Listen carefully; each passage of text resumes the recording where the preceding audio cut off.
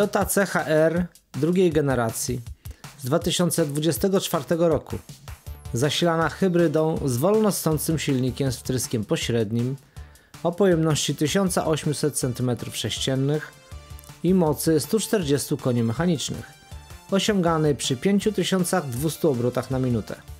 Maksymalny moment obrotowy to 185 Nm przy 3600 obrotach. Porównanie obecnej wersji do protoplasty można rozpocząć od podwozia. Rozstaw między osiami delikatnie mniejszy, za to rozstaw kół większy, co powinno skutkować lepszym prowadzeniem.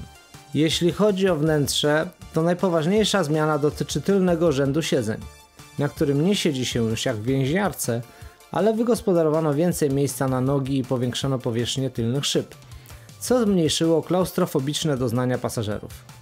Reszta bardzo poprawna i na szczęście wciąż kilka analogowych przycisków pozostało w kokpicie. Joystick zamiast lewarka dopełnia obrazu zmian. Ogólnie wszystko pod ręką, łącznie z ustawieniem trybu jazdy.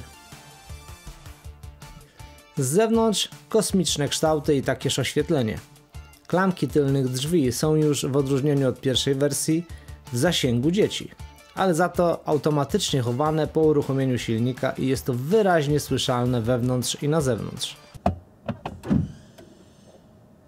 Ponadto dostęp do nich jest wyłącznie od spodu. Może chociaż ich chowanie powoduje mniejszy hałas wewnątrz w czasie jazdy, co było piętą achillesową poprzednika. Producent deklaruje średnie spalanie na poziomie 5 litrów na 100 km, zapewne wierząc, że wyhodował już sobie grono użytkowników o nodze motyla, ruszających spod świateł niemalże na biegu jałowym i nie wyjeżdżających ani na chwilę na autostradę. Dla dynamicznych użytkowników pojazdów mechanicznych mamy ofertę dedykowanej, premontowanej instalacji LPG, opartej na komponentach Landi Renzo, w skład której wchodzą sterownik Omega z Evo OBD, reduktor LI02, wtryskiwacze AEB, emulator poziomu paliwa.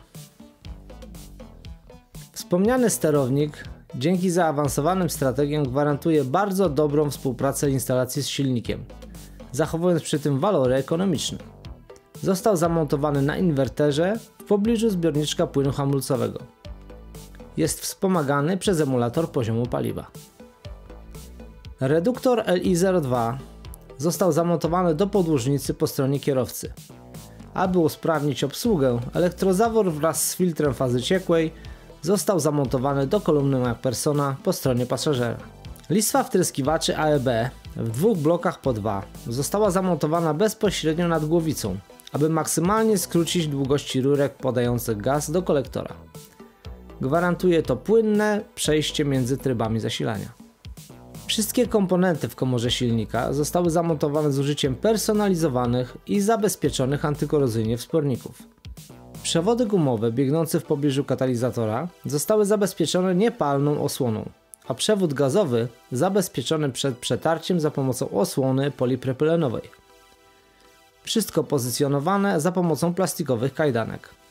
Przełącznik gaz-benzyna znalazł miejsce w konsoli centralnej, gdzie jest dobrze widoczny i słyszalny. Zawór tankowania LPG zmieścił się pod klapką wlewu paliwa. Aby zatankować, należy wkręcić redukcję.